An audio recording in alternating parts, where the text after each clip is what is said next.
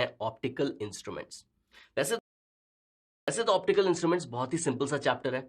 अगर geometrical optics का basic भी पता है तो ऑप्टिकल इंस्ट्रूमेंट्स में प्रॉब्लम नहीं होनी चाहिए। लेकिन एक इंपॉर्टेंट चीज है कि यहां पे आपको फॉर्मूला याद होना चाहिए, आपको उसके पीछे के अजम्पशंस याद होने चाहिए, क्योंकि अक्सर एग्जाम में डायरेक्ट फॉर्मूला के ऊपर क्वेश्चन आ जाता है। ठीक है, तो वो आपको याद करना पड़ेगा, उससे हम बच नहीं सकते हैं। लेकिन कभी कभी हम अटक जाते हैं, ठीक है, तो उसके लिए आपको डेरिवेशन भी पता होना चाहिए। ठीक है, ऐसा भी हो सकता है कि क्वेश्चन डायरेक्ट ना हो और आपको उसके पीछे का डेरिवेशन, उसके पीछे की पूरी थ्योरी आपको पता होनी चाहिए। तो इस सेशन में हम थ्योरी के ऊपर भी फोकस करेंगे, हम उसको भी रिवाइज करेंगे, क्वेश्चन तो करेंगे ही करेंगे, क्योंकि अक्सर इस चैप्टर की थ्योरी हम भूल जाते हैं, मैं भी भूल जाता हूं। लेकिन एक बेसिक चीज है, अगर रे डायग्राम आपने सही बना लिया तो बाकी सारी चीजें आराम से डिराइव हो जाएंगी, आप फिर अटकोगे नहीं। ठीक है, तो इस सेशन में हम थोड़ा थ्योरी करेंगे और प्रॉब्लम्स तो करेंगे ही। तो अगर आप रेडी हैं तो स्टार्ट करते हैं ये सेशन। और इस सेशन का पहला क्वेश्चन है ये: to boys 152 inches tall and the other 55 inches tall are standing at distances 4 meter and 5 meter respectively from an eye. Which boy will appear taller? तो सिंपल सा कॉन्सेप्ट होता है विजुअल एंगल का, उसको आप रिकॉल कीजिए, इस क्वेश्चन को सॉल्व कीजिए, 15 सेकंड से ज्यादा नहीं लगना चाहिए और फिर डिस्कस करते हैं।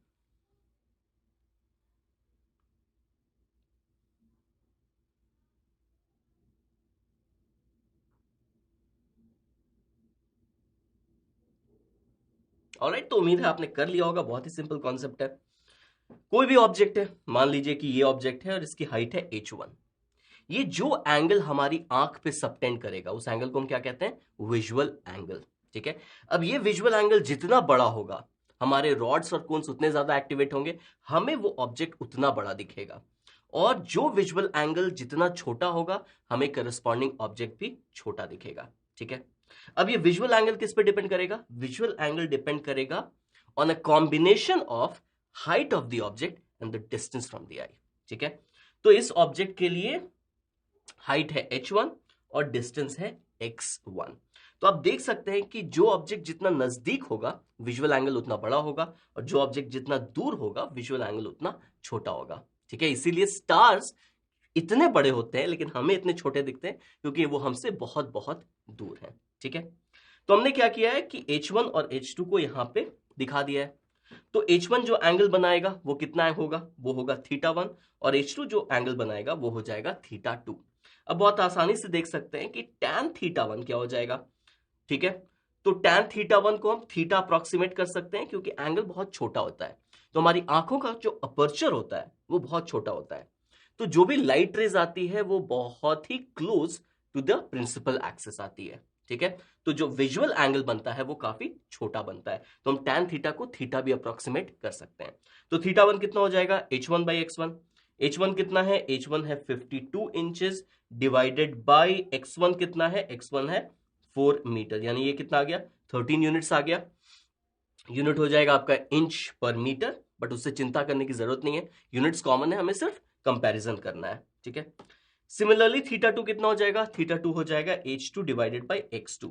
h2 कितना है? 55 डिवाइडेड बाई 5 यानी कि 11। यानी कि कौन सा विजुअल एंगल बड़ा है? θ1 बड़ा है, यानी मुझे 52 इंचेस वाला जो बॉय है वो मुझे ज्यादा लंबा दिखेगा। करेक्ट? ठीक है, इवन तो उसकी हाइट कम है, बट क्योंकि वो मेरे ज्यादा नजदीक है इसलिए मुझे वो ज्यादा लंबा दिखेगा। ऑलराइट, तो सिंपल सा कॉन्सेप्ट है विजुअल एंगल का, ये बेसिक कॉन्सेप्ट है इस चैप्टर का, सारा कॉन्सेप्ट इसके ऊपर बिल्ड होता है। ठीक है, तो एक बहुत ही पॉपुलर इल्यूजन है जो आप देख सकते हैं यहाँ पे। ठीक है, तो अब वो लड़की बहुत छोटी दिख रही है, ये लड़का बहुत बड़ा दिख रहा है। ठीक है, बट जब वो प्लेस स्विच कर देते हैं तो उल्टा हो जाता है। ठीक है, तो अक्सर में वो उतना लंबा नहीं है या वो उतनी छोटी नहीं है। किसका खेल है? जो नजदीक है उसका विजुअल एंगल बड़ा, वो हमें ज्यादा बड़ा दिखेगा। ओके, तो ये चीज को ध्यान रखते हैं और फिर अब हम चलते हैं नेक्स्ट क्वेश्चन पे। A detective uses a converging lens of focal length 12.5 centimeter to examine the fine details of some cloth fibers found at the crime scene. ठीक है, तो ऐसे ही डिपिक्ट किया जाता है, जो भी डिटेक्टिव होता है उसके पास एक कन्वर्जिंग लेंस होता है जिसको हम सिंपल माइक्रोस्कोप भी कहते हैं। ठीक है, या मैग्नीफायर भी कहते हैं। तो हमें क्या निकालना है इसमें? what is the maximum magnification given by the lens and what is the maximum magnification or what is the magnification for the relaxed eye viewing. ठीक है, तो ट्राई कीजिए रिकॉल करने का कौन सा कॉन्सेप्ट, सिंपल माइक्रोस्कोप. ठीक है, तो उसका कॉन्सेप्ट रिकॉल कीजिए, फॉर्मूला रिकॉल कीजिए, अप्लाई कीजिए, फिर डिस्कस करते हैं.